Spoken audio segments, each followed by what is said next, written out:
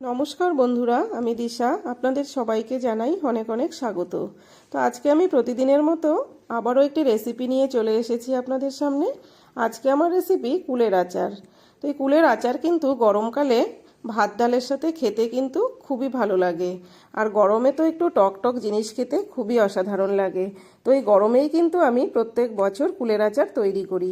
তো দেখুন, এখানে আমি বেশ অনেকটাই কুল নিয়ে নিয়েছি। কুলগুলোকে এখন আমি জল দিয়ে খুব ভালো করে এভাবে ধুয়ে নেব।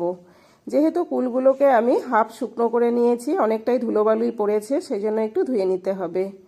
তো ধুয়ে নিয়ে এদিকে আমি কড়াইটা বসিয়ে দিয়ে একটা মশলাও তৈরি করে নিচ্ছি। এখানে দিয়ে দিলাম 4-5টা শুকনো লঙ্কা, সামান্য একটু সর্ষে, ধনে, আর দিয়েছি এখানে গোটা জিরে আর মৌরি। খুব ভালো করে এভাবে ভেজে নিতে হবে। আর কুলের আচারে কিন্তু এই ভাজা মশলাটা অবশ্যই দিতে হবে। তো দেখুন, আমি মশলাগুলো ভেজে নিয়ে এখন গুঁড়ো করে নেব। এদিকে আমি আবারও কড়াইটা বসিয়ে দিলাম। দিয়ে এখন দিয়ে দিলাম সামান্য একটু সর্ষের তেল। তেলটা গরম হয়ে গেছে। এখন দিয়ে দিয়েছি এখানে হাফ চামচ দিয়েছি এখানে 5 ফোড়ন, আর সামান্য একটু থেতো করা আদা। আদাটা একটু ভাজা হয়ে গেছে। এখন আমি এই যে কুলগুলো দিয়ে দিলাম। কুলগুলো দিয়ে সামান্য একটু ভাজা করে নেব এভাবে। আর এখানে কিন্তু আমি কুলগুলোকে একটু ফাটিয়ে দিয়েছি বা হাত দিয়ে চটকেও দিয়েছি। আপনারাও কিন্তু ঠিক এভাবে একটু হাত দিয়ে চটকে দেবেন, তাহলে কিন্তু কুলের ভেতরে যে মশলা গুড় সব কিছু খুব ভালো করে ঢুকে যাবে। আর কুলের আচারটা খেতেও অসাধারণ হবে।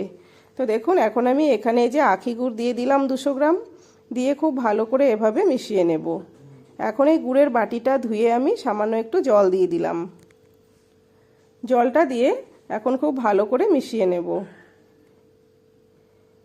গরমকালে কিন্তু যে কোনো টক জিনিস খেতে খুবই ভালো লাগে।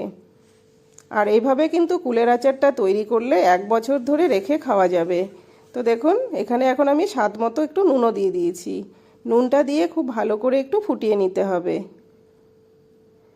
এভাবে কিছুক্ষণ ফুটিয়ে নিলে কিন্তু এই গুড়টা কিন্তু অনেকটাই ঘন হয়ে আসবে।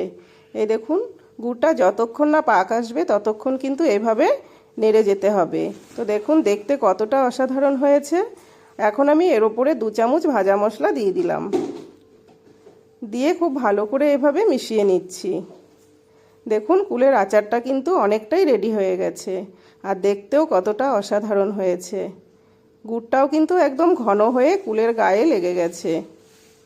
তো এভাবে কিন্তু আপনারা অবশ্যই বাড়িতে একবার ট্রাই করবেন। তো কুলের আচারটা কিন্তু দেখুন আমার একদম রেডি হয়ে গেছে। এখন আমি ঢেলে নিয়ে ঠান্ডা করে কিন্তু একটা বয়মে করে রেখে দেব। তো দেখুন, আমি এখন ঢেলে নিচ্ছি। তো এই রেসিপিটি আপনাদের কাছে কেমন লাগলো? ভালো লাগলে লাইক, কমেন্ট, শেয়ার করবেন, পেজটিকে ফলো করবেন। আর ইউটিউব থেকে যারা দেখছেন আমার চ্যানেলটিকে সাবস্ক্রাইব করে সাথে থাকবেন।